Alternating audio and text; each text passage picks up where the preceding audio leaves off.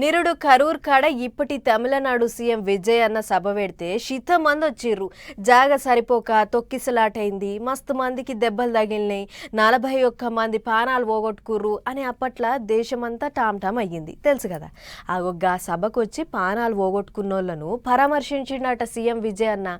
మరి పోయిన కాడ ఏం మాట్లాడిండు, బాధితులకు ఏం ధైర్యం చెప్పిండో అసుకుందాం పర్రి. తమిళనాడు సీఎం విజయన్న కరూరుకు పోయింది కదా. మళ్ళా నిరుడు బహిరంగ సభలో తొక్కిసలాడై 41 మంది పానాలు ఇడిచిన ముచ్చట ఎరుకున్నదే కదా. ఒక బాధిత కుటుంబాలను కలిసి ధైర్యం చెప్పిండు. ఆన్నే పెట్టిన సభలో 32 కుటుంబాలకు సర్కారు కొలువులు ఇస్తామని హామీ ఇచ్చిన విజయన్న కొలువులకు సంబంధించిన నియామక పత్రాలు గిన ఎమ్మటే ఇచ్చిండు. అటు వెనుక మాట్లాడుకుంటా ఆయనలైన తొక్కిసలాట చూసి నేను మస్తు బాధపడ్డా, నా జీవితంలో అదొక దురదృష్టకరం, జరిగిన దాంట్లో నా తప్పు లేకున్నా సుతా రాజకీయంగా నన్ను చాలా మాటలు అనాలని మాట్లాడుకొచ్చిండు.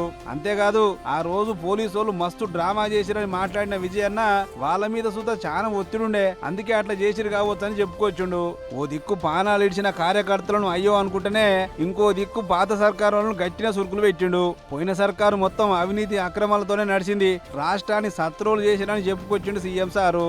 వాళ్ళని దెప్పిపూడిస్తానికి ఓ ఇచ్చంతరమైన పాట పాడి అందరితోని సప్పట్లు కొట్టించుకుంటూ ఇట్లా vote vote vote vote vote vote vote vote వరాంపారు వేటకారన్.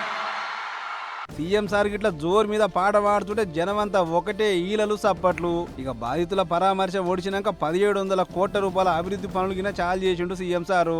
ఏదేమైనా నాడు తొక్కిసలాట అయినాక ముఖ్యమంత్రి హోదాలో విజయన్న కరూరుకు పోడు ఇదే ఫస్ట్.